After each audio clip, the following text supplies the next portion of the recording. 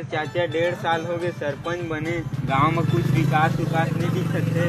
देखते तो गांव कुछ हो ही नहीं। सरपंच में छत्तीसगढ़ के भुइया हवे मोर बर मथुरा काशी। ऐसे माचा कहाँ सरपंच? मैं छत्तीसगढ़।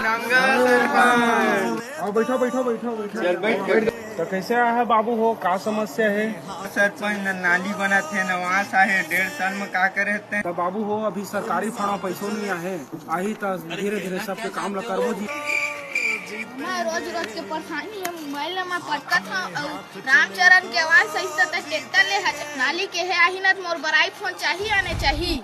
ऐसे सरपंच का सुना हम दुनिया के मनखे मन चोदू बनाते। भैया देख ले इसलिए मारा सरपंच ला। अब दोबारा नहीं था बाबू को।